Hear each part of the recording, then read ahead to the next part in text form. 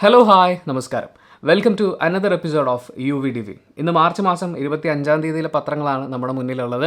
അതിൽ പതിവ് പോലെ 4 പത്രങ്ങളാണ്: മാതൃഭൂമി, മനോരമ, ദേശാഭിമാനി, മാധ്യമം. ഈ 4 പത്രങ്ങളിലെയും വാർത്തകളിലൂടെ നമ്മൾ കടന്നു പോവുകയാണ്. നമുക്ക് ദേശാഭിമാനിയിൽ നിന്ന് തുടങ്ങാം. ദേശാഭിമാനിയുടെ ഏറ്റവും പ്രധാനപ്പെട്ട വാർത്ത, ഏറ്റവും വലിയ ഫോണ്ട് കൊടുത്തുകൊണ്ട് അവർ ഉപയോഗിച്ചിരിക്കുന്ന വാർത്ത എന്ന് പറയുന്നത് രാഹുലിനും പ്രിയങ്കയ്ക്കും ചങ്കിടിപ്പ്, UP വേണ്ട എന്നാണ്. അമേഠി, റായ്ബറേലി തുടങ്ങിയിട്ടുള്ള മണ്ഡലങ്ങളിൽ മത്സരിക്കാൻ രാഹുൽ ഗാന്ധിക്കും പ്രിയങ്ക ഗാന്ധിക്കും താല്പര്യമില്ല, അല്ലെങ്കിൽ അവരുടെ പേരുകൾ വരുന്നില്ല എന്ന് പറയുന്ന ഒരു കാര്യമാണ് ഏറ്റവും പ്രാധാന്യത്തോടു കൂടി കൊടുത്തിരിക്കുന്നത്. UP മത്സരിച്ച് BJP നേതാക്കളോട് മത്സരിച്ച് കോൺഗ്രസിൻ്റെ പ്രധാന നേതാക്കൾ മത്സരിച്ച് ജയിച്ചു വരണം എന്നൊക്കെയാണ് അവിടുത്തെ പ്രവർത്തകർ ആഗ്രഹിക്കുന്നത്. പക്ഷേ അവരിരുവരും ഈ പറയുന്ന മണ്ഡലങ്ങളിൽ മത്സരിക്കുന്നില്ല എന്ന് പറയുന്ന ഒരു കാര്യമാണ്. അവർക്ക് പേടിയാണ്, രാഹുൽ ഗാന്ധിക്ക് പേടിയായതുകൊണ്ടാണ് അത് ചെയ്യാത്തത് എന്നുള്ള രീതിയിലാണ് ദേശാഭിമാനി ആ റിപ്പോർട്ട് കൊടുത്തിരിക്കുന്നത്. അതുപോലെ മറ്റൊരു വളരെ പ്രധാനപ്പെട്ട വാർത്ത എന്ന് പറയുന്നത് വോട്ടർ പട്ടികയിൽ ഇന്നുകൂടി നമുക്ക് പേര് ചേർക്കാൻ പറ്റുള്ളൂ എന്നുള്ളതാണ്. ലോക്സഭാ തെരഞ്ഞെടുപ്പിനുള്ള വോട്ടർ പട്ടികയിൽ തിങ്കളാഴ്ച കൂടി പേര് ചേർക്കാം. അപേക്ഷകരെ ഉൾപ്പെടുത്തി ഏപ്രിൽ 4 തെരഞ്ഞെടുപ്പ് കമ്മീഷൻ അന്തിമ പട്ടിക പുറത്തിറക്കും. 18 വയസ്സ് തികഞ്ഞവർക്ക് തെരഞ്ഞെടുപ്പ് കമ്മീഷൻ പോർട്ടൽ വഴിയോ വോട്ടർ ആപ്പ് ഉപയോഗിച്ചോ ബൂത്ത് ലെവൽ ഓഫീസർമാർ വഴിയോ വോട്ടർ പട്ടികയിൽ പേര് ചേർക്കാം. പോർട്ടൽ വോട്ടേഴ്സ്, അതായത് VOTERS.ECI.gov.in ഈ വെബ്സൈറ്റിൽ കയറിയിട്ട് വോട്ടർ പട്ടികയിൽ പേര് ചേർക്കാനുള്ള, അതായത് ഏപ്രിൽ 1 മുമ്പ് 18 വയസ്സ് പൂർത്തിയായിട്ടുള്ള ആളുകൾക്ക് വോട്ടർ പട്ടികയിൽ പേര് ചേർക്കാനുള്ള ലാസ്റ്റ് ഡേറ്റ് ഇന്നാണ്. ഈ വീഡിയോ നിങ്ങൾ 26 കാണുകയാണെങ്കിൽ ഇന്നല്ല, ഇന്നലെയായിരുന്നു. കേരളം മുഴുവൻ സത്യഭാമയ്ക്കെതിരെ വാദിച്ചുകൊണ്ടിരുന്ന, സത്യഭാമയെ തിരുത്താൻ വേണ്ടി ന്യൂസ് അവറുകൾ ഒരുപാട് ശ്രമിച്ചുകൊണ്ടിരുന്ന രാത്രി ഡൽഹി മുഖ്യമന്ത്രി അരവിന്ദ് കെജ്രിവാളിനെ ED അറസ്റ്റ് ചെയ്തു എന്നൊരു വാർത്ത വന്നിട്ടുണ്ടായിരുന്നു. അതിൻ്റെ ഒരു തുടർ വാർത്തയാണിത്. ഡൽഹി മദ്യനയ അഴിമതി കേസിൽ ഉൾപ്പെടുത്തി ED അറസ്റ്റ് ചെയ്തെങ്കിലും ലോക്കപ്പിനുള്ളിൽ നിന്ന് മുഖ്യമന്ത്രിയുടെ ചുമതല നിർവഹിച്ച് അരവിന്ദ് കെജ്രിവാൾ. രാജ്യ തലസ്ഥാനത്തെ ജലവിതരണവും മലിനജല പ്രശ്നങ്ങളുമായി ബന്ധപ്പെട്ടാണ് ലോക്കപ്പിൽ നിന്നുള്ള കെജ്രിവാളിന്റെ ആദ്യ ഉത്തരവ്. മുഖ്യമന്ത്രിയുടെ ലെറ്റർ പാഡിൽ ജലവകുപ്പ് മന്ത്രി അർഷി മർലനേക്കാണ് ഉത്തരവ് നൽകിയത്. അതായത് പുള്ളി EDയുടെ കസ്റ്റഡിയിലാണ്. ആ കസ്റ്റഡിയിൽ നിന്നുകൊണ്ട് തന്നെ ഒരു ഉത്തരവ് കൊടുത്തു എന്നുള്ളതാണ്. അതിന് നിയമസാധ്യതയില്ല എന്ന് BJPയുടെ ഭാഗത്തു നിന്നുള്ള കുറച്ച് വാദങ്ങളൊക്കെ വരുന്നുണ്ട്. പക്ഷേ അദ്ദേഹത്തിന് EDയുടെ ജയിലിൽ കഴിയുന്ന സമയത്ത് അദ്ദേഹം പ്രതി മാത്രമാണ്. അദ്ദേഹത്തിന് മുഖ്യമന്ത്രിയുടെ കർത്തവ്യങ്ങൾ നിർവഹിക്കാൻ പറ്റുമെന്ന് അദ്ദേഹത്തിൻ്റെ അഭിഭാഷകർ വാദിക്കുന്നുണ്ട്. 28 വരെയാണ് കെജ്രിവാളിൻ്റെ ED കസ്റ്റഡി എന്ന് പറയുന്നത്. പിന്നെ അത് മാത്രമല്ല, 31 ഇന്ത്യ മഹാറാലി സംഘടിപ്പിച്ചിട്ടുണ്ട്. ഇന്ത്യ മുന്നണി അറിയാലോ, BJPക്കെതിരെയുള്ള, NDAക്കെതിരെയുള്ള മറ്റു പാർട്ടികളുടെ ഒരുമിച്ചുള്ള ഒരു കൂട്ടമാണ്. അവർ ഡൽഹി രാംലീല മൈതാനത്ത് മഹാറാലി പ്രഖ്യാപിച്ചിട്ടുണ്ട്. എല്ലാ പാർട്ടികളുടെയും മേജർ നേതാക്കളെല്ലാവരും, അല്ലെങ്കിൽ ദേശീയ നേതാക്കളെല്ലാവരും പങ്കെടുക്കും എന്ന് അറിയിച്ചിട്ടുണ്ട്. പ്രതിസന്ധി ഘട്ടത്തിലും തന്നെക്കുറിച്ചല്ല ഡൽഹിയിലെ ജനങ്ങളെക്കുറിച്ചാണ് അദ്ദേഹത്തിൻ്റെ ചിന്തയെന്ന് അതിഷി പ്രതികരിച്ചു. അവിടുത്തെ ജലവകുപ്പ് മന്ത്രി അദ്ദേഹത്തിൻ്റെ നിർദ്ദേശങ്ങൾ കയ്യിൽ ലഭിച്ചപ്പോൾ താൻ കരഞ്ഞുപോയെന്നും അവർ മാധ്യമങ്ങളോട് പറഞ്ഞു. ശനിയാഴ്ച രാത്രിയാണ് അതിഷിക്ക് ഉത്തരവ് ലഭിച്ചത്. എനിക്ക് ആ ഒരു പോർഷനിൽ മാത്രം ഇത് കുറച്ച് ഓവറാക്കുന്നില്ലേ എന്ന് തോന്നി. അതായത് ജലവകുപ്പ് മന്ത്രിയുടെ ഉത്തരവാദിത്വങ്ങളിൽ പെടുന്ന കാര്യമാണ് ജലവിതരണ പരിപാടികൾ. അതിൽ പ്രശ്നങ്ങളൊന്നുമില്ല എന്നുള്ള കാര്യങ്ങൾ ഉറപ്പാക്കുക എന്നുള്ളതും മലിനജല നിയന്ത്രണ പരിപാടികളെല്ലാം നടപ്പിലാക്കുക എന്നുള്ളതും. അപ്പോൾ അതിന് EDയുടെ ജയിലിൽ കിടക്കുന്ന മുഖ്യമന്ത്രിയുടെ ഒരു ലെറ്റർ പാഡിൽ ഒരു ലെറ്റർ കിട്ടി കഴിയുമ്പോഴേക്കും കരഞ്ഞുപോയി എന്ന് പറയുന്നത്, അപ്പോൾ അദ്ദേഹത്തിൻ്റെ ഈ ഉത്തരവ് കിട്ടിയില്ലായിരുന്നെങ്കിൽ ഇതൊന്നും ചെയ്യില്ലായിരുന്നു എന്നാണോ? എനിവേ, ചിലപ്പോൾ എന്തെങ്കിലും ഇമോഷണൽ കണക്ട് ഉണ്ടാകും. നമുക്ക് മനുഷ്യന്മാരുടെ കാര്യം പറയാൻ പറ്റില്ലല്ലോ. പക്ഷേ ജലവകുപ്പ് മന്ത്രിയുടെ വളരെ സിമ്പിളായിട്ടുള്ള അവരുടെ ബേസിക് ആയിട്ടുള്ള ഉത്തരവാദിത്തങ്ങളിൽ പെടുന്ന കാര്യങ്ങളാണ് ഈ പറയുന്ന ഉത്തരവായിട്ട് കൊടുത്തിട്ടുള്ളത്. പിന്നെ ഒരു നന്മയുള്ള വാർത്ത ദേശാഭിമാനി റിപ്പോർട്ട് ചെയ്യുന്നത് എന്താണെന്ന് വെച്ച് കഴിഞ്ഞാൽ, പുതുപ്പാടി മുളവൂർ കവലയിൽ എത്തിയാൽ ആരെയും ആകർഷിക്കുന്ന ഒരു ഉന്തുവണ്ടിയും അതിലൊരു ബോർഡും കാണാം. ഉന്തുവണ്ടിയിൽ ഒരു എഴുത്തുണ്ട്: വിശക്കുന്നവർക്ക് പണമില്ലെങ്കിലും ഭക്ഷണം കഴിക്കാം. വാരപ്പെട്ടി ഇളങ്ങവം ചിറ്റാട്ട് വീട്ടിൽ അഷ്റഫിന്റെ സ്നേഹച്ചൂടുള്ള ചായയും ചെറുകടികളും കഴിക്കാൻ ദിവസവും ഈ മിനി ഭക്ഷണശാലയിലേക്ക് നിരവധി പേരാണ് എത്തുന്നത്. കൊച്ചി ധനുഷ്കോടി ദേശീയപാതയിലൂടെ കടന്നു പോകുന്നവർ ഇവിടെ നിർത്തി കടയിലേക്ക് വരുമ്പോൾ അഷ്റഫ് ചിരിച്ചുകൊണ്ട് എതിരേൽക്കും. എന്നിട്ട് ചോദിക്കും, നിങ്ങൾക്ക് വിശക്കുന്നുണ്ടോ? പണം തന്നില്ലെങ്കിലും സാരമില്ല, ആദ്യം വിശപ്പകറ്റു എന്ന്. അതായത് ഭക്ഷണം കഴിക്കാൻ കാശില്ലെങ്കിലും പുള്ളിയുടെ ചെറിയ കടയിൽ നിന്ന്, നമ്മളീ പറയുന്നത് ഒരു വലിയ കടയെക്കുറിച്ചല്ല, ഒരു ഉന്തുവണ്ടിയിൽ വരുന്ന ഒരു ചായക്കട അല്ലെങ്കിൽ കടികളൊക്കെ വെച്ചിട്ടുള്ള ഒരു സ്ഥലമാണ്. അവിടെ നമുക്ക് ഫ്രീ ആയിട്ട് ഭക്ഷണം കഴിക്കാം, കയ്യിൽ കാശില്ലാത്തവർക്ക്. ഇനി കാശുണ്ടെങ്കിൽ ഒരു കടിക്ക് അല്ലെങ്കിൽ ഒരു പലഹാരത്തിന് 6 രൂപ വെച്ചിട്ടും കൊടുക്കാം എന്ന് പറയുന്ന ഒരു കാര്യമാണ്. അതൊരു വലിയ കാര്യമാണ്.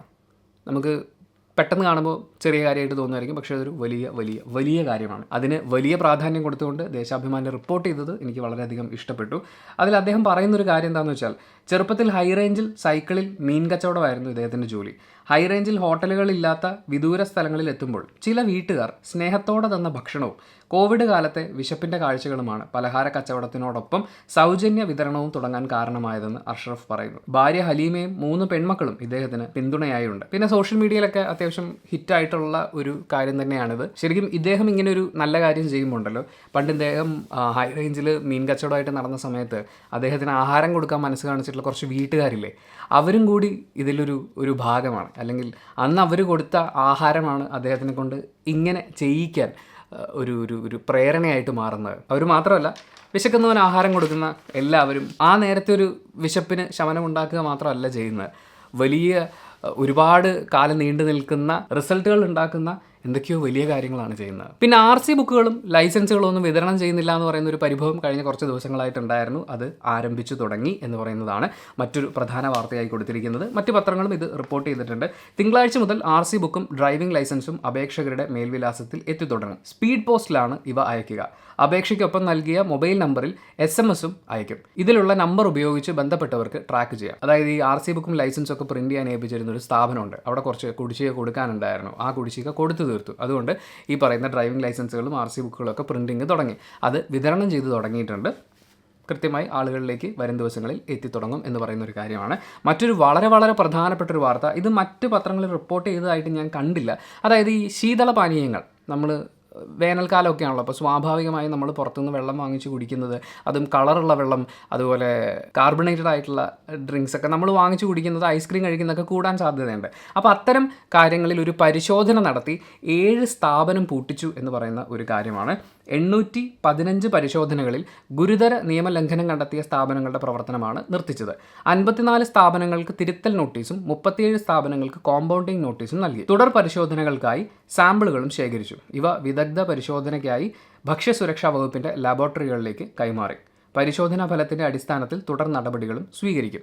അതായത് നമ്മുടെ സംസ്ഥാനത്ത് ചൂട് കൂടിക്കൊണ്ടിരിക്കുകയാണ്. 39 ഡിഗ്രി സെൽഷ്യസ് വരെയൊക്കെ ടെമ്പറേച്ചർ കൂടുക എന്ന് പറഞ്ഞു കഴിഞ്ഞാൽ ഈ പ്ലാസ്റ്റിക് കുപ്പികളിലൊക്കെയുള്ള മൈക്രോ പ്ലാസ്റ്റിക് സാധനങ്ങളൊക്കെ ഈ കുടിക്കാനുള്ള വെള്ളത്തിൽ കലരുക, കെമിക്കലി അത് വളരെ നമ്മുടെ ശരീരത്തിന് വളരെ ദോഷമുള്ളൊരു കാര്യമായിട്ട് മാറും. അതുകൊണ്ട് വളരെ കർശനമായ നിർദ്ദേശങ്ങളാണ് ഈ ശീതള പാനീയങ്ങൾ എത്തിക്കുന്ന കമ്പനികൾക്കും അത് ഡിസ്ട്രിബ്യൂട്ട് ചെയ്യുന്നവർക്കും ഒക്കെ നമ്മുടെ ബന്ധപ്പെട്ട വകുപ്പുകൾ നൽകിയിട്ടുള്ളത്. ഈ കുപ്പിയിലാക്കിയിട്ടുള്ള കുടിവെള്ളമൊക്കെ വണ്ടിയിൽ കൊണ്ടുപോകില്ലേ, അത് തുറന്നിട്ട് കൊണ്ടുപോകാൻ പാടില്ല. അത് അടച്ച് വെച്ചിട്ട് അല്ലെങ്കിൽ അതിൻ്റെ മുകളിൽ ഒരു ഷീറ്റ് ഇട്ടിട്ട് വേണം അത് കൊണ്ടുപോകാൻ.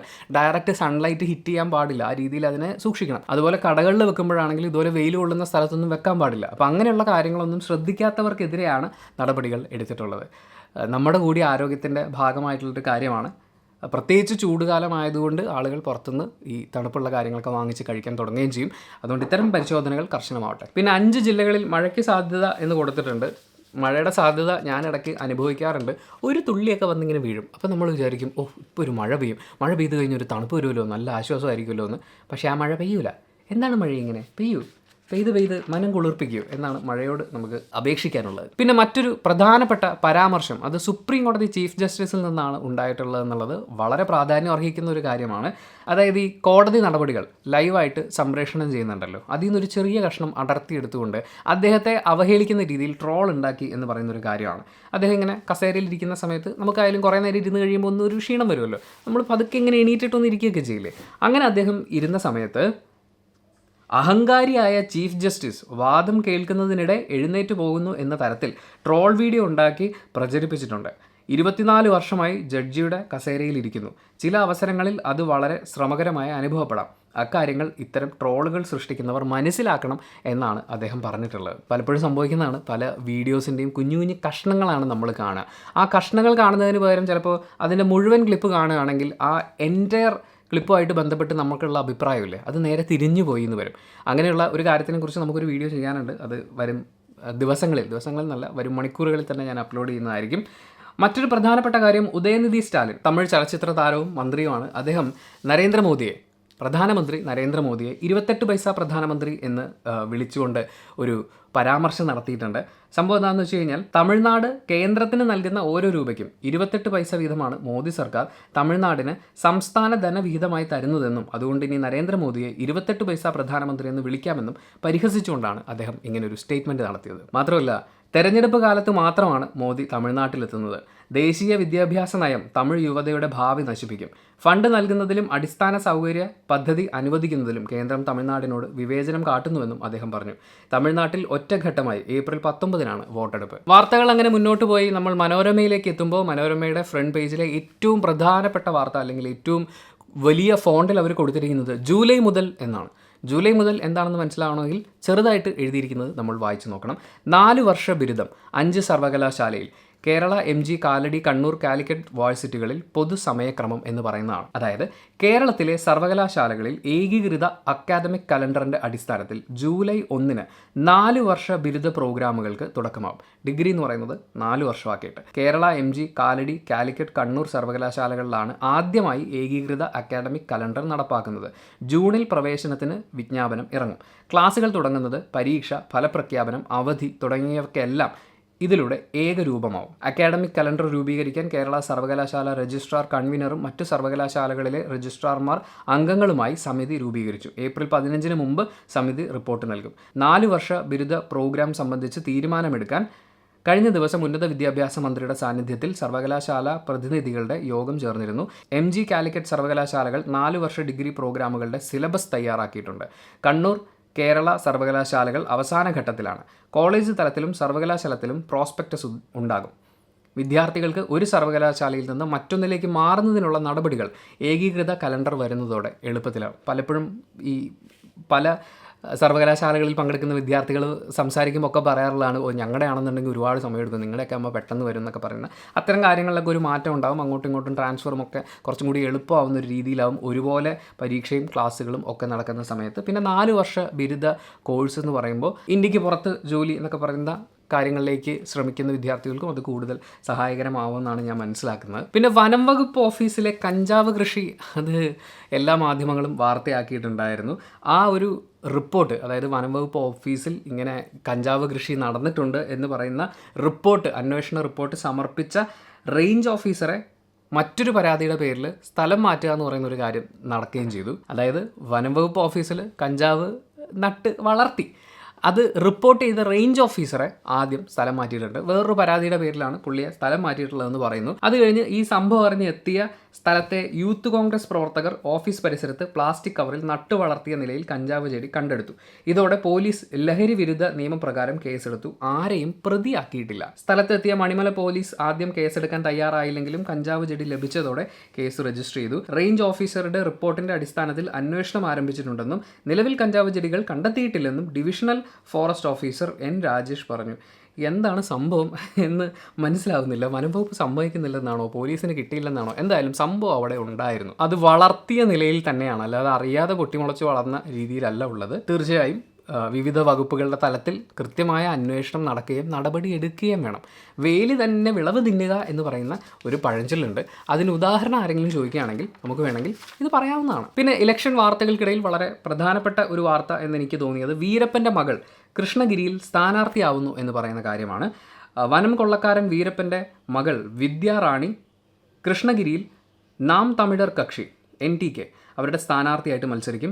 അഭിഭാഷകയായ വിദ്യാറാണി 2020 BJPയിലൂടെയാണ് രാഷ്ട്രീയത്തിലെത്തിയത്. പാർട്ടി യുവജന വിഭാഗത്തിൻ്റെ സംസ്ഥാന വൈസ് പ്രസിഡന്റായിരിക്കെ രാജിവെച്ച് NTKയിൽ ചേരുകയായിരുന്നു. കൃഷ്ണഗിരിയിൽ സ്കൂൾ നടത്തുന്ന വിദ്യാറാണിക്ക് പ്രദേശവാസികൾക്കിടയിൽ സ്വാധീനമുണ്ട്.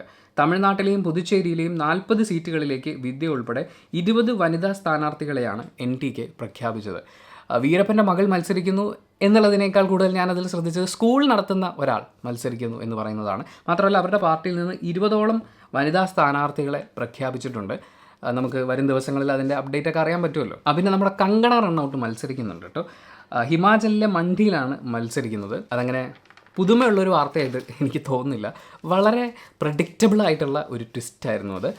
മറ്റൊരു പ്രധാനപ്പെട്ട വാർത്ത, ഇത് എല്ലാ പത്രങ്ങളിലും കൊടുത്തിട്ടുണ്ട്, ഒരു പത്രവും വായിച്ചിട്ടില്ലെങ്കിലും ശ്രദ്ധിക്കേണ്ടതാണ്. നമുക്ക് എല്ലാവർക്കും തന്നെ മിക്കവാറും ബാങ്ക് അക്കൗണ്ട് ഉണ്ടാവും അല്ലേ? വിദ്യാർത്ഥികളാണെങ്കിൽ തന്നെ പല വിധത്തിലുള്ള സ്കോളർഷിപ്പുകളോ മറ്റു കാര്യങ്ങളോ കിട്ടാനോ അതല്ലെങ്കിൽ അച്ഛനും അമ്മയൊക്കെ തരുന്ന ഫണ്ടൊക്കെ ഇങ്ങനെ ഗൂഗിൾ പേ ഒക്കെ ചെയ്യാൻ വേണ്ടിയിട്ടൊക്കെ എന്തായാലും ഒരു ബാങ്ക് അക്കൗണ്ട് ഉണ്ടാവാൻ സാധ്യതയുണ്ടാവും.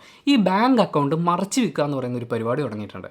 സംഭവം എങ്ങനെയാണെന്ന് വെച്ചാൽ സോഷ്യൽ മീഡിയയിലൊക്കെ നമ്മളുമായിട്ട് പരിചയപ്പെടുന്ന ആളുകൾ വന്നിട്ട് നമുക്ക് കുറച്ച് ട്രാൻസാക്ഷൻ ട്രാൻസാക്ഷൻ നടത്താനുണ്ട്, അപ്പം നിങ്ങളുടെ ബാങ്ക് അക്കൗണ്ട് ഡീറ്റെയിൽസ് തരികയാണെങ്കിൽ മാസം ഒരു എമൗണ്ട് നിങ്ങൾക്ക് തന്നേക്കാം എന്ന് പറയും. അങ്ങനെ കേൾക്കുമ്പോൾ വിദ്യാർത്ഥികളാണ് ഇവരുടെ പ്രധാന ഇരയായിട്ട് മാറുന്നത്. ഈ രീതിയിൽ വാങ്ങിക്കുന്ന അക്കൗണ്ടുകൾ, അതായത് ഞാനൊരു സ്റ്റുഡൻറ്റോ അല്ലെങ്കിൽ ആരെങ്കിലും ആയിക്കോട്ടെ, എൻ്റെ പേരിലൊരു അക്കൗണ്ട് ഉണ്ട്, എന്നോട് പരിചയം സ്ഥാപിച്ചു വരുന്ന ഒരാൾ, അയാൾക്ക് ഒരു ധനകാര്യ പരിപാടികൾ നടത്താൻ എൻ്റെ അക്കൗണ്ട് വേണമെന്ന് പറയുന്നു. ഞാൻ എൻ്റെ പേരിൽ എൻ്റെ ആധാർ കാർഡും പാൻ കാർഡും ഒക്കെ കൊടുത്തെടുത്തിരിക്കുന്ന അക്കൗണ്ടിൻ്റെ ഡീറ്റെയിൽസ് കൊടുക്കുന്നു. പുള്ളി ആ അക്കൗണ്ട് ത്രൂ ട്രാൻസാക്ഷനൊക്കെ നടത്തി ഒരുപാട് ഉടായ്പ പരിപാടികളൊക്കെ, പണം തട്ടിപ്പ് പരിപാടികളൊക്കെ നടത്തിയതിന് ശേഷം ഏതെങ്കിലും ഒരു കേസിൽ പോലീസ് പിടിക്കുമല്ലോ. അങ്ങനെ പോലീസ് പിടിക്കുമ്പോൾ ഈ അക്കൗണ്ടിൻ്റെ ഉടമ ആരാണ്? ഞാനാണ്. ഇവരെന്ത് ചെയ്യുമെന്ന് വെച്ച് കഴിഞ്ഞാൽ, ഈ തട്ടിപ്പ് പരിപാടികളൊക്കെ നടക്കുന്നതിൻ്റെ ഭാഗമായിട്ടും ട്രാൻസാക്ഷൻസ് നടക്കുന്നതിൻ്റെ ഭാഗമായിട്ടും എനിക്ക് മാസമോ അല്ലെങ്കിൽ ട്രാൻസാക്ഷൻ നടക്കുന്നതിനനുസരിച്ച് ഒരു കമ്മീഷൻ തരും. ഇപ്പോൾ പണിയൊന്നും എടുക്കാതെ എനിക്ക് കിട്ടുന്ന പൈസയാണല്ലോ, ആ പൈസ വെച്ച് എൻ്റെ കാര്യങ്ങളൊക്കെ നടന്നു പോകുമല്ലോ എന്ന് വിചാരിച്ച് ഞാൻ ആദ്യമൊക്കെ ക്ഷമിക്കും. പക്ഷേ കേസ് വരുമ്പോൾ പ്രതിയാവുന്നത് അക്കൗണ്ട് ഉടമയായിരിക്കും. ഇത് ശരിക്കും ഒരു ഇഷ്യൂ ആയിട്ട് മാറുന്നത് കൊണ്ട് ബാങ്ക് അക്കൗണ്ട് വിൽപ്പന നടത്തുന്ന ആളുകൾക്കെതിരെ കർശന നടപടിയെടുക്കും എന്ന് പോലീസ് അറിയിച്ചിട്ടുണ്ട്. കഴിഞ്ഞ ദിവസം സൈബർ പോലീസ് പിടികൂടിയ ഓൺലൈൻ തട്ടിപ്പ് കേസിലെ 2 പ്രതികൾ അക്കൗണ്ട് വിൽപ്പന നടത്തിയ ആളുകളാണ്. ഇവരിൽ നിന്ന് അക്കൗണ്ടുകൾ വാങ്ങിയവർ നടത്തിയ ഇടപാടുകളുമായി ബന്ധപ്പെട്ട കേസിൽ ഇരുവരും റിമാൻഡിലാണ്. സൈബർ തട്ടിപ്പ് കേസുകളിൽ ആദ്യം പിടിയിലാകുന്നത് അക്കൗണ്ട് ഉടമകളാകും. സമൂഹ മാധ്യമങ്ങളിലൂടെ സൗഹൃദം സ്ഥാപിച്ചാണ് പലപ്പോഴും തട്ടിപ്പ് സംഘം അക്കൗണ്ട് വാങ്ങുന്നത്. അതിൽ വരുന്ന തുകയുടെ ആനുപാതിക കമ്മീഷനോ നിശ്ചിത തുകയോ ആണ് പ്രതിഫലമായി നൽകുക. അക്കൗണ്ടിൻ്റെ പൂർണ്ണ നിയന്ത്രണം തട്ടിപ്പ് സംഘത്തിനാണ്. പണം അക്കൗണ്ടിലേക്ക് വരുന്നതും പിൻവലിക്കുന്നതും ആരാണ്, ഇതിൻ്റെ പിന്നിലുള്ള വിവരങ്ങളൊന്നും ഉടമയ്ക്ക് അറിയാൻ കഴിയില്ല. തട്ടിപ്പിനിരയായവരിൽ കോളേജ് വിദ്യാർത്ഥികളുമുണ്ട്. പാൻ കാർഡും ആധാർ കാർഡും ഇതര തിരിച്ചറിയൽ രേഖകളും അപരിചിതർക്ക് കൈമാറുമ്പോൾ ജാഗ്രത പാലിക്കണമെന്നും SP പറഞ്ഞു. പ്ലീസ് ദയവ് ചെയ്ത് ഈ ചില്ലറ പൈസ പരിപാടികളൊക്കെ നടക്കും, അതുകൊണ്ട് ഈ ചെറിയ കാര്യമില്ല ഇത് അങ്ങോട്ട് പോട്ടെ എന്ന് വിചാരിച്ച് അങ്ങനെ വിട്ട് കളയരുത്. പണ്ടാരോ പറഞ്ഞിട്ടുള്ളത് പോലെ നമുക്ക് ഫ്രീ ആയിട്ട് എന്ത് കിട്ടുന്നുണ്ടെങ്കിലും, എന്ത് കാര്യം ഫ്രീ ആയിട്ട് കിട്ടുന്നുണ്ടെങ്കിലും അവിടെ ഉൽപ്പന്നമായിട്ട് മാറുന്നത് നമ്മളാണ്. നമ്മളെ യൂസ് ചെയ്ത് അവരുണ്ടാക്കുന്ന പണത്തിൻ്റെ ഒരു പങ്ക് മാത്രമാണ് നമുക്ക് തരുന്നത്. പിന്നെ മറ്റൊരു വാർത്ത വീണ്ടും ഇലക്ഷനുമായിട്ട് ബന്ധപ്പെട്ടിട്ടാണ്. മുങ്ങൽ വിദഗ്ധർ ഇത്തവണ പെടും എന്ന് പറയുന്നതാണ്. അതായത് ഇലക്ഷനുമായിട്ട് ബന്ധപ്പെട്ട് മുങ്ങുന്ന ആളുകളുണ്ട്, ഇലക്ഷൻ ഡ്യൂട്ടി കിട്ടിയിട്ട് മുങ്ങുന്ന ആളുകൾ. അവരിങ്ങനെ അവരുടെ ഒരു പേഴ്സണൽ സൗഹൃദമൊക്കെ ഉപയോഗിച്ചും സ്വാധീനം ഉപയോഗിച്ചൊക്കെയാണ് ഈ ഡ്യൂട്ടികളിൽ നിന്നൊക്കെ മുങ്ങുന്നത്. പക്ഷേ ഇത്തവണ എല്ലാം സോഫ്റ്റ്വെയർ വഴി ആയതുകൊണ്ട് അവർക്ക് മുങ്ങാൻ കഴിയില്ല എന്ന് പറയുന്ന ഒരു കാര്യം. അതായത് ഇങ്ങനെ ഇലക്ഷൻ ഡ്യൂട്ടിയിൽ നിന്ന് മാറി നിൽക്കണമെങ്കിൽ അതിന് ഒരു കൃത്യമായിട്ടുള്ള കാരണങ്ങൾ കൊടുത്തിട്ടുണ്ട്. ആ കാരണങ്ങളല്ലാതെ മറ്റൊരു കാരണം കാണിച്ചുകൊണ്ട് മുങ്ങാൻ പറ്റില്ല എന്നുള്ള രീതിയിലൊരു വാർത്തയാണ് കൊടുത്തിരിക്കുന്നത്. ഇതിനെ എങ്ങനെ അതിവിദഗ്ധമായി മുങ്ങൽ വിദഗ്ധർ പറ്റിക്കും എന്നുള്ളതാണ് നമ്മളിനി കാണാൻ കാത്തിരിക്കുന്നത്. അല്ല, അങ്ങനെ സംഭവിക്കാതിരിക്കട്ടെ. അങ്ങനെ സംഭവിക്കാതിരിക്കാൻ വേണ്ടിയിട്ടാണല്ലോ സോഫ്റ്റ്വെയർ വന്നിട്ടുള്ളത്. പിന്നെ മാധ്യമത്തിലേക്ക് വരുമ്പോൾ ഫ്രണ്ട് പേജിൽ തന്നെ ഭരണം ED കൂട്ടിൽ നിന്നും എന്ന് പറഞ്ഞുകൊണ്ട് അരവിന്ദ് കെജ്രിവാൾ ED ജയിലിൽ നിന്ന് അല്ലെങ്കിൽ EDയുടെ കസ്റ്റഡിയിൽ നിന്ന് അയച്ചിട്ടുള്ള ഉത്തരവിനെ കുറിച്ചാണ് വാർത്ത കൊടുത്തിട്ടുള്ളത്. അതുപോലെ JNU യൂണിയൻ തെരഞ്ഞെടുപ്പ് തൂത്തുവാരി ഇടതുപക്ഷം എന്ന് പറയുന്ന വാർത്ത. JNU സ്റ്റുഡൻസ് യൂണിയൻ ഇടതുപക്ഷം വിജയിച്ചു ഇലക്ഷനിൽ എന്ന് പറയുന്ന ഒരു കാര്യമാണ്. അതുപോലെ ചൂട് കനക്കുന്നു, ആശുപത്രികൾ അടക്കമുള്ള സ്ഥാപനങ്ങൾ വളരെയധികം മുൻകരുതൽ എടുക്കണം എന്ന് പറയുന്ന കേന്ദ്ര നിർദ്ദേശം വളരെ പ്രധാനപ്പെട്ട ഒരു വാർത്തയായിട്ട് കൊടുത്തിട്ടുണ്ട്. പിന്നെ ഈ ഡിജിറ്റൽ തട്ടിപ്പുകളെ കുറിച്ച് കേൾക്കുമ്പോൾ നമ്മൾ പലപ്പോഴും നമ്മുടെ മനസ്സിലുള്ളൊരു ഇമേജ് എന്താണ്, ഈ പ്രായം കുറഞ്ഞ ആളുകൾ, പുതിയ ടെക്നോളജി കാര്യങ്ങളൊക്കെ മനസ്സിലാക്കിയിട്ടുള്ള ആളുകൾ പ്രായമുള്ള ആളുകളെ പറ്റിച്ച് പൈസ ഉണ്ടാക്കുന്നു എന്നുള്ള രീതിയിലല്ലേ. പക്ഷേ ഇതിനങ്ങനെയൊന്നും ഇല്ല എന്ന് തെളിയിക്കുന്ന ഒരു വാർത്ത മാധ്യമം റിപ്പോർട്ട് ചെയ്തിട്ടുണ്ട്. ഗൂഗിൾ പ്രൊമോഷൻ ജോലി വാഗ്ദാനം ചെയ്ത് ലക്ഷങ്ങൾ തട്ടിയ കേസിൽ ഒരാൾ പിടിയിൽ. പാലക്കാട്ട് കക്കിട്ടിരിമല മാമ്പുള്ളി ഞാലിൽ വീട്ടിൽ കുഞ്ഞു മുഹമ്മദിനെയാണ് ഞാറക്കൽ പോലീസ് അറസ്റ്റ് ചെയ്തത്. 55 വയസ്സുള്ള ആളാണ്. ഈ ആളാണ് ഡിജിറ്റൽ തട്ടിപ്പ്, അത് ഗൂഗിൾ പ്രൊമോഷൻ ജോലികളൊക്കെ ഏൽപ്പിച്ചു തരാം എന്ന് പറഞ്ഞ് തട്ടിപ്പ് നടത്തിയത്. 10 ലക്ഷത്തിലേറെ രൂപയാണ് തട്ടിപ്പിലൂടെ ഇയാൾ സ്വന്തമാക്കിയത് എന്ന് പറയുമ്പോൾ ഒന്ന് ആലോചിച്ച് നോക്കൂ പുള്ളിയുടെ ഡിജിറ്റൽ ബുദ്ധി എന്തുമാത്രമാണെന്ന്. ആദ്യം ഗൂഗിൾ പ്രൊമോഷൻ ഡിജിറ്റലായിട്ട് ചെയ്യാൻ താല്പര്യമുണ്ടോ എന്ന് ചോദിച്ചു, ലിങ്കൊക്കെ അയച്ചു കൊടുത്തു. ആ ജോലി ചെയ്യിപ്പിച്ചതിന് ശേഷം അതിന് കുറച്ച് പൈസയൊക്കെ കൊടുത്തു. അത് കഴിഞ്ഞ് കൂടുതൽ വരുമാനം എന്നുള്ള വ്യാജേന പെയ്ഡ് ടാസ്കുകളൊക്കെ കൊടുത്തു. അതിന് വേണ്ടിയിട്ട് പൈസയും വാങ്ങിച്ചു. അതായത് നമ്മൾ ആദ്യം അഡ്വാൻസ് ആയിട്ട് പൈസ അടച്ചതിന് ശേഷം ഒരു പെയ്ഡ് ടാസ്ക് നമ്മൾ വാങ്ങിക്കുകയാണ്. ടാസ്ക് ഫിനിഷ് ചെയ്യുമ്പോൾ നമുക്ക് പേയ്മെൻറ്റ് കിട്ടുന്നു എന്നുള്ള രീതിയിൽ. പക്ഷേ ആ ടാസ്ക് പൂർത്തീകരിച്ചില്ല, അതിൻ്റെ സ്കോർ കുറഞ്ഞു പോയി എന്നൊക്കെ പറഞ്ഞുകൊണ്ട് വീണ്ടും പൈസ ആവശ്യപ്പെട്ടു. അവസാനം ഈ ടാസ്ക് ചെയ്തുകൊണ്ടിരുന്ന ആൾക്ക് സംശയം തോന്നി, പുള്ളി പോലീസിൽ പരാതി കൊടുക്കുകയും പോലീസുകാർ ഇദ്ദേഹത്തെ പിടികൂടുകയുമായിരുന്നു. ശരിക്കും ഡിജിറ്റൽ സംവിധാനങ്ങൾ ഉപയോഗിച്ചുകൊണ്ട് വർക്ക് ഫ്രം ഹോം എന്ന് പറയുന്ന സാധ്യത നല്ലോണം ഉപയോഗിച്ചത് ഈ 55 വയസ്സുകാരൻ തന്നെയാണ്. അതും 10 ലക്ഷത്തിലേറെ രൂപ. മറ്റൊരു പ്രധാനപ്പെട്ട വാർത്ത, ഇത് സങ്കടം ഉണ്ടാക്കുന്ന ഒരു വാർത്തയാണ്. വാഹന അപകടങ്ങളുടെ വാർത്ത ചരമക്കോളത്തിലും അല്ലാതെ ഒക്കെ ആയിട്ട് നമ്മൾ ഒരുപാട് കാണുന്നുണ്ട് ഇപ്പോൾ ഈ വരും ദിവസങ്ങളിൽ. അതിൽ തന്നെ തീർത്ഥാടന കാലമൊക്കെ ആയതുകൊണ്ട് പലരും തീർത്ഥാടന പരിപാടികളൊക്കെ കഴിഞ്ഞ് വെളുപ്പം കാലത്തും അർദ്ധരാത്രിയും ഒക്കെ യാത്ര ചെയ്യുന്നുണ്ടാവും. ആ യാത്രക്കിടയിൽ ഉറക്കം എന്ന് പറയുന്നത് വളരെ വളരെ ഇമ്പോർട്ടൻ്റ് ആണെന്ന് എത്ര തവണ പറഞ്ഞു കഴിഞ്ഞാലും പലരും ഓവർ കോൺഫിഡൻസിൻ്റെ ഭാഗമായിട്ട് അങ്ങനെ വാഹനം ഓടിക്കുകയും അപകടത്തിലേക്ക് എത്തുകയും ചെയ്യും. കാർ ബസ്സിലിടിച്ച് 5 വയസ്സുകാരി മരിച്ചു, 5 പേർക്ക് പരിക്ക് എന്ന് പറയുന്ന വാർത്തയാണ്. ഈ അപകടത്തിൽപ്പെട്ട വാഹനം എന്ന് പറയുന്നത് മലയാറ്റൂർ തീർത്ഥാടനം കഴിഞ്ഞ് വരികയായിരുന്നു. അപ്പോൾ ഈ വാഹനം ഓടിച്ചിരുന്ന ആൾ ഉറങ്ങിപ്പോയി. പുള്ളിയുടെ കയ്യിൽ നിന്ന് വാഹനത്തിൻ്റെ കൺട്രോൾ പോയി. ഓപ്പോസിറ്റ് വന്നത് ഒരു KSRTC ബസ്സായിരുന്നു. അവർക്ക് മനസ്സിലായി ഇതിൻ്റെ കൺട്രോൾ പോയെന്ന്. അപ്പോൾ ഫുൾ ഹോൺ അടിച്ചതിന് ശേഷം KSRTC ബസ് സൈഡ് ഒതുക്കി. പക്ഷേ സൈഡ് ഒതുക്കിയതിന് ശേഷവും ബസ്സിലേക്ക് വന്ന് ഇടിക്കുകയായിരുന്നു. അങ്ങനെ ഇടിച്ച വാഹനം വളരെ മോശം അവസ്ഥയിലാണ് ഫോട്ടോ കാണുമ്പോൾ നമുക്ക് മനസ്സിലാക്കാൻ പറ്റുന്നത്. പിന്നെ ആളുകളെ പുറത്തെത്തിക്കാൻ വേണ്ടിയിട്ട് പെട്ടെന്ന് ഓടിയെത്തുന്ന ആളുകൾ വാഹനം പൊളിക്കുകയും ചെയ്യും. എന്തായാലും വാഹനം വളരെ മോശം അവസ്ഥയിലാണുള്ളത്. ഞായറാഴ്ച പുലർച്ചെ മടങ്ങുകയായിരുന്ന വണ്ടി 7 മണിയോടുകൂടി വീട്ടിൽ നിന്ന് 5 കിലോമീറ്റർ അകലെയാണ് അപകടം. അതായത് വെളുപ്പിനെ അവിടുന്ന് പുറപ്പെട്ടിട്ടുണ്ടാവും, കുറച്ച് ദൂരമല്ലേ ഉള്ളൂ, വീട്ടിൽ ചെന്നിട്ട് ഇനി ഉറങ്ങാം എന്ന് വിചാരിച്ച് ഇരിക്കുകയാണ്. നമ്മുടെ ബോഡിയുടെ ഒരു പ്രത്യേകത എന്താണെന്ന് വെച്ച് കഴിഞ്ഞാൽ നമുക്ക് പുഷ് ചെയ്യാൻ പറ്റും. ഇപ്പോൾ എൻ്റെ ഈ കൈ കൊണ്ട് എനിക്ക് ചെയ്യാവുന്ന ഒരു ടാസ്ക് എനിക്ക് കുറച്ചും കൂടി ഹെവി ആയിട്ട് വീണ്ടും കുറച്ചും കൂടി ഹെവി ആയിട്ട് ചെയ്യാൻ പറ്റും. ഒരു പോയിൻ്റ് കഴിയുമ്പോൾ അതങ്ങ് വിട്ട് കളയും. അതായത് നമ്മുടെ തലച്ചോറിനും അങ്ങനെ ഒരു കാര്യമുണ്ട്. നിങ്ങൾ ഈ ഉറക്കത്തിനെ നമുക്ക് പിടിച്ചു നിർത്താൻ പറ്റും എന്ന് വിചാരിച്ച് നമ്മളിങ്ങനെ ഹോൾഡ് ചെയ്ത് ഒരു മൊമെൻറ്റിൽ ബ്രെയിൻ നമ്മളോട് പ്രത്യേകിച്ച് അനുവാദമൊന്നും ചോദിക്കില്ല, ഷട്ട് ഡൗൺ ചെയ്ത് കളയും, ഉറങ്ങിപ്പോവും, കണ്ണടഞ്ഞു പോവും. അങ്ങനെയാണ് പല അപകടങ്ങളും ഈ വെളുപ്പം കാലത്തൊക്കെ ഉണ്ടാകുന്നത്. വീടിന് 5 കിലോമീറ്റർ മാത്രം അകലെ എന്ന് പറയുമ്പോൾ അവരെത്രയും പെട്ടെന്ന് വീട്ടിലേക്ക് എത്താൻ വേണ്ടിയിട്ടുള്ളൊരു വെപ്രാളത്തിലൊക്കെ ആയിരുന്നിരിക്കാം. പക്ഷേ അതുവഴി അവർക്കുണ്ടായ നഷ്ടം എന്ന് പറയുന്നത് അത് എത്ര വലുതാണ്. മാറിവാനിവോസ് പബ്ലിക് സ്കൂൾ LKG വിദ്യാർത്ഥിനിയാണ് മരിച്ച കുട്ടി, 5 വയസ്സുകാരി എന്ന് പറയുന്ന സങ്കടകരമായിട്ടുള്ള കാര്യമാണ്. രാത്രി വൈകിയും അതുപോലെ വെളുപ്പം കാലത്തുമൊക്കെ വാഹനം ഓടിക്കുന്ന ആളുകൾ ദയവ് ചെയ്ത് വണ്ടി നിർത്തുക, ഉറങ്ങുക, റൂം എടുക്കുക. ഒരു സൈഡിൽ ഏതെങ്കിലും ഒരു സ്ഥലത്ത് ഒരു റൂം എടുക്കാൻ എത്ര പൈസ ആകുമായിരിക്കും? നിങ്ങളുടെ ജീവൻ മാത്രം വിലയൊന്നും എന്തായാലും ഉണ്ടാവില്ലല്ലോ. അല്ലെങ്കിൽ ഏതെങ്കിലും ഒരു പെട്രോൾ പമ്പിനോട് ചേർന്നിട്ടോ അല്ലെങ്കിൽ ഒരു പോലീസ് സ്റ്റേഷനോട് ചേർന്നിട്ടോ വഴിയരികിലൊക്കെ എത്രയോ സ്ഥാപനങ്ങളൊക്കെ ഉണ്ട്. അതിനോട് ചേർന്ന് വാഹനം ഒതുക്കി കുറച്ച് സമയം ഒരു അരമണിക്കൂറെങ്കിലും ഒന്ന് ഉറങ്ങിയിട്ട് വാഹനം ഓടിക്കുക, അല്ലെങ്കിൽ കുറച്ച് വൈകി എത്തുക. എന്താണ് നമുക്ക് നഷ്ടപ്പെടാനുള്ളത് ജീവനേക്കാൾ വലുതായിട്ട്? ഇനിയും അപകടങ്ങൾ ഉണ്ടാവാതിരിക്കട്ടെ എന്നാണ് ആഗ്രഹിക്കുന്നത്. അതുപോലെ മറ്റൊരു പേടിപ്പിക്കുന്ന വാർത്ത ഉണ്ടായിരുന്നത് കേബിളിൽ കുരുങ്ങി ഒരു വീട്ടമ്മയ്ക്കുണ്ടായ പരിക്കാണ്. കേബിളും സ്കൂട്ടറും കൂടി കുരുങ്ങി സ്കൂട്ടർ ഉയർന്നു പൊങ്ങിപ്പോയി അവരുടെ ദേഹത്ത് തന്നെ വീണിട്ട് അങ്ങനെ അപകടം ഉണ്ടായത്. നമ്മുടെ KSEB കൊച്ചിയിൽ ആരംഭിച്ചൊരു പരിപാടി ഉണ്ടായിരുന്നു, ഈ അനധികൃതമായിട്ടുള്ള കേബിളുകളൊക്കെ ഒഴിവാക്കാൻ വേണ്ടിയിട്ട്. ആ പരിപാടി പോലെയെങ്കിലും വളരെ ശക്തമായി എല്ലാ ജില്ലകളിലും ഇതുപോലെ പൊട്ടിക്കിടക്കുന്ന കേബിളുകൾ, കുരുങ്ങാൻ ഭാഗത്തിൻ്റെ റെഡിയായിരിക്കുന്ന കേബിളുകൾ, പിന്നെ ചില റോഡുകളിലൂടെ കയറി പോകുന്ന വാഹനങ്ങൾ എന്ന് പറയുന്നത് അവർ എക്സ്ട്രാ ലോഡും കാര്യങ്ങളൊക്കെ വെച്ചുകൊണ്ട് അതുവഴി ഉണ്ടാകുന്ന അപകടങ്ങളുണ്ട്. അപ്പോൾ അങ്ങനെയുള്ള ഈ കേബിൾ കുരുങ്ങിൽ ഉള്ള അപകടങ്ങൾ ഒഴിവാക്കാൻ വേണ്ടിയിട്ടുള്ള എത്രയും പെട്ടെന്നുള്ള ശക്തമായിട്ടുള്ള ശ്രമങ്ങൾ എല്ലാ വകുപ്പുകളുടെയും ഭാഗത്തു നിന്ന് ഉണ്ടാവേണ്ടതുണ്ട്. പിന്നെ കഴിഞ്ഞ ദിവസം വീണ്ടും ഞെട്ടിച്ചൊരു കാര്യം എന്ന് പറയുന്നത് ഒരു കല്ലുമായിട്ട് പോകുന്ന ഒരു ലോറിയിൽ നിന്ന് കല്ലും കഷ്ണം തെറിച്ച് വീണ് ഒരു വിദ്യാർത്ഥി മരിച്ചു എന്ന് പറയുന്ന ഒരു കാര്യം. പലപ്പോഴും ഇങ്ങനെ പോകുന്ന വാഹനങ്ങൾ അവർ മൂടാറില്ല. ഇപ്പം മെറ്റലായിട്ട് പോകുന്ന ഒരു വാഹനം കഴിഞ്ഞ ദിവസം ഈ വീട് പണിക്കോ റോഡ് പണിക്കോ എന്തോ ആയിട്ട് കുറേ മെറ്റൽ കാര്യങ്ങളൊക്കെ ആയിട്ട് പോവുകയാണ്. ജില്ലിന്ന് ചില സ്ഥലത്ത് പറയും, എനിക്ക് മെറ്റൽ എന്ന് പറഞ്ഞാണ് ശീലം. അപ്പോൾ ഈ വണ്ടി കുലുങ്ങുമ്പോൾ അതിൽ നിന്ന് ഓരോ കഷ്ണമൊക്കെ തെറിച്ച് വീഴുന്നുണ്ട്. ഞാൻ ബൈക്കിന് പുറകെ പോവുകയാണ്. ആ വണ്ടിയുടെ മുകളിൽ ഒരു ഷീറ്റ് വലിച്ച് കെട്ടിയെന്ന് വെച്ചാൽ അവർക്ക് എക്സ്ട്രാ ബുദ്ധിമുട്ടൊന്നും വരാനില്ല. അതുപോലെ എറണാകുളം തിരുവനന്തപുരം ബൈക്ക് യാത്ര നടത്തിക്കൊണ്ടിരുന്ന സമയത്ത് ഞാൻ നേരിട്ടിരുന്നൊരു പ്രശ്നമാണ് ഈ ചുവന്ന മണ്ണുമായിട്ട് പോകുന്ന ലോറിയിൽ. അതിൽ നിന്ന് കുഞ്ഞു കഷ്ണം ഈ ചെളി പോലെ ചുവന്ന മണ്ണിങ്ങനെ തെറിച്ച് വീഴും. നമ്മൾ ഒരു ദൂരം കഴിഞ്ഞ് നോക്കുമ്പോഴായിരിക്കും ഡ്രസ്സിൽ അവിടെ ഇവിടെയൊക്കെ ഇങ്ങനെ പാടുണ്ടാവും ഈ ചെളിയൊക്കെ വന്ന് തെറിച്ച് വീണതിൻ്റെ. അപ്പോൾ അത്തരം കാര്യങ്ങളൊക്കെ ഒഴിവാക്കാൻ വേണ്ടിയിട്ട് ഇതുപോലെ ഹെവി സാധനങ്ങൾ പോകുന്ന വാഹനങ്ങൾ മൂടിപ്പോവുക, ഇങ്ങനെ ഒരുപാട് കാര്യങ്ങൾ നമ്മൾ ശ്രദ്ധിക്കേണ്ടതുണ്ട്. കഴിഞ്ഞ ദിവസങ്ങളിലെ അപകട വാർത്തകൾ എന്ന് പറയുന്നത് ഓരോന്നും വളരെയധികം പേടിപ്പിക്കുന്നതാണ്.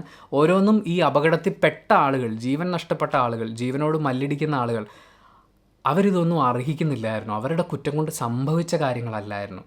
അങ്ങനെ ആകുമ്പോഴാണ് ഇതിൽ ഏറ്റവും കൂടുതൽ ദുഃഖം ഉണ്ടാകുന്നത്. ഒരാൾ അയാളായിട്ട് മുന്നിട്ടിറങ്ങി ഒരു അപകടത്തിൽ പെടുന്നത് പോലെ അല്ലല്ലോ. ഒന്നും അറിയാതെ വെറുതെ അവിടെ നിൽക്കുമായിരുന്നു, അല്ലെങ്കിൽ വെറുതെ റോട്ടിൽ കൂടി പോകുമായിരുന്നു ഒരാൾ മരിച്ചു പോകുക എന്ന് പറയുന്നത്, അത് വളരെ ദുഃഖകരമായിട്ടുള്ള കാര്യമല്ലേ. ഇനി നമ്മൾ അവിടുന്ന് മാതൃഭൂമിയിലേക്ക് വരുമ്പോൾ മോദി വീണ്ടും കേരളത്തിലേക്ക് വരാൻ സാധ്യതയുണ്ട് എന്ന് പറയുന്ന ഒരു വാർത്തയാണ്. തിരുവനന്തപുരം, തൃശ്ശൂർ, കോഴിക്കോട് മണ്ഡലങ്ങളിലും മോദിയുടെ പ്രചാരണ പരിപാടികൾ. മാർച്ച് അവസാനമോ ഏപ്രിൽ ആദ്യ വാരമോ പ്രധാനമന്ത്രി എത്താനാണ് സാധ്യത. മന്ത്രിമാരായ അമിത്ഷാ, രാജ്നാഥ് സിംഗ് തുടങ്ങിയവരും എത്തുന്നുണ്ട്. സമീപകാലത്ത് 5 തവണയാണ് മോദി കേരളത്തിൽ വന്നത്. തൃശ്ശൂർ, എറണാകുളം, തിരുവനന്തപുരം, പത്തനംതിട്ട, പാലക്കാട് എന്നിവിടങ്ങളിലായിരുന്നു മോദി പങ്കെടുത്ത പരിപാടികൾ. അപ്പോൾ അദ്ദേഹം വളരെ സീരിയസ് ആയിട്ട് തന്നെ കേരളത്തിനെ ഉന്നം വെച്ചിട്ടുണ്ട്. കേരളത്തിൽ ഇനിയും വരുന്നുണ്ട്. വരട്ടെ, നല്ല കാര്യമല്ലേ. നമ്മുടെ പ്രധാനമന്ത്രിയൊക്കെ ഇടയ്ക്ക് വന്ന് നമ്മുടെ നാടൊക്കെ കണ്ടിട്ട് പോട്ടെ. പണ്ട് മൂപ്പര് സൊമാലിയ പോലെയാണ് എന്ന് പറഞ്ഞത് നമ്മളെയായിരുന്നു, അത് വേറെ ഏതെങ്കിലും സംസ്ഥാനമായിരുന്നു, എനിക്ക് ഓർമ്മയില്ല.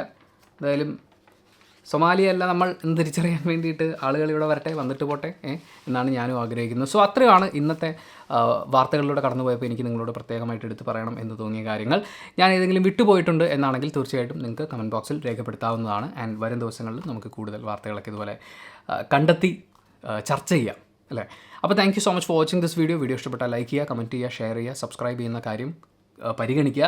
പിന്നെ വോട്ട് ചെയ്യുന്ന കാര്യം മറക്കാതിരിക്കുക. ഇന്ന് വായിച്ച കാര്യങ്ങളിൽ ഏറ്റവും പ്രധാനപ്പെട്ടത് 18 വയസ്സ് പൂർത്തിയായിട്ടുള്ള ആളുകൾ, ഏപ്രിൽ 1 18 വയസ്സ് പൂർത്തിയാവുന്ന ആളുകൾ വോട്ടർ പട്ടികയിൽ പേര് ചേർക്കണം എന്നുള്ളതാണ്.